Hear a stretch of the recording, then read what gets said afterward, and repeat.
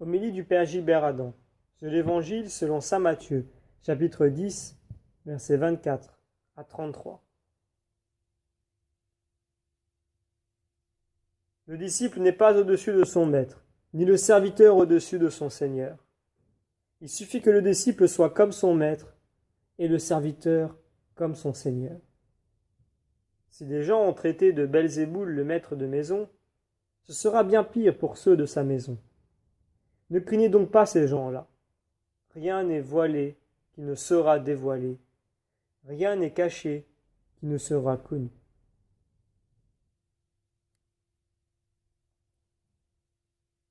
Se prononcer pour Jésus devant les hommes, c'est revêtir les sentiments qui étaient dans le cœur de Jésus. Revêtir les sentiments qui étaient dans le cœur de Jésus, c'est conformer notre vie à la sienne. Pour ce faire, nous célébrons la sainte liturgie qui nous donne sa vie divine. Tous les aspects de la vie de Jésus sont célébrés. Nous célébrons le rejet qu'il a subi de la part des hommes, la descente aux enfers. Nous célébrons aussi sa mort et sa résurrection. C'est par son sacrifice que nous sommes debout. Se prononcer pour lui devant les hommes, c'est faire, avec sa force et sa lumière, tout ce qui est en notre pouvoir pour accomplir sa volonté. C'est un effort volontaire, une détermination de tous les instants. Nous revenons à la source de l'amour, sans nous lasser, comme des pauvres qui ont conscience que tout vient de Dieu. Nous continuons la lecture de l'Évangile. Ce que je vous dis dans les ténèbres, dites-le en pleine lumière. Ce que vous entendez au creux de l'oreille, proclamez-le sur les toits. Ne craignez pas ceux qui tuent le corps sans pouvoir tuer l'âme.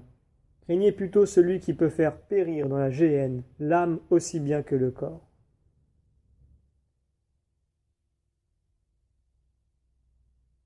Habitant le don de Dieu, nous voulons être présents au monde comme des pauvres, conscients du trésor confié par Dieu.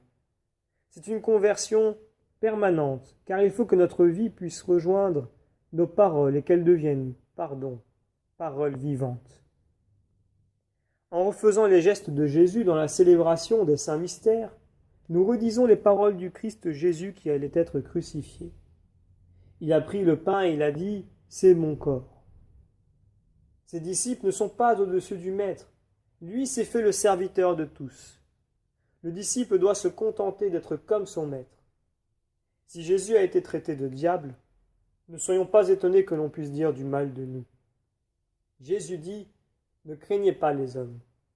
On ne peut pas tuer votre âme. » Notre âme, c'est notre vie unie à la vie de Jésus qui resplendit d'autant plus intérieurement qu'elle peut être extérieurement attaquée. Notre vie demeure dans la vie de Jésus. Elle rejoint la vie de Jésus. Nous terminons la lecture de l'Évangile. 2 moineaux ne sont-ils pas vendus pour 1 sou? Or, pas un seul ne tombe à terre sans que votre Père le veuille. Quant à vous, même les cheveux de votre tête sont tous comptés. Soyons donc sans crainte. Vous valez bien plus qu'une multitude de moineaux. Quiconque se déclarera pour moi devant les hommes, moi aussi je me déclarerai pour lui devant mon Père qui est aux cieux. Mais celui qui me reniera devant les hommes, moi aussi je le renierai devant mon Père qui est aux cieux.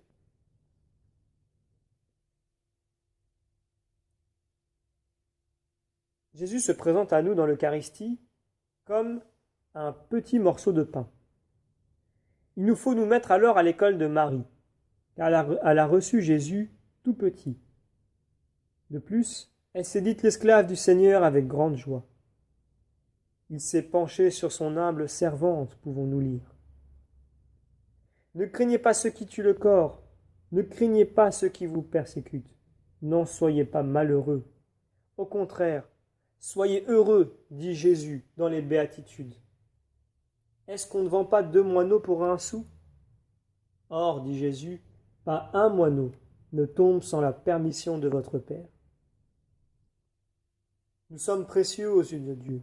Nous voulons demeurer dans son amour infini. Notre vie doit retrouver son origine car nous sommes des êtres voués à la mort.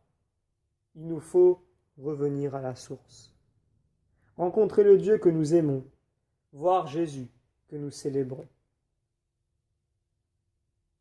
Nous demandons la grâce de témoigner de Jésus par une vie identique à la sienne, grâce à l'Esprit Saint qui réalise cette vie dans notre vie.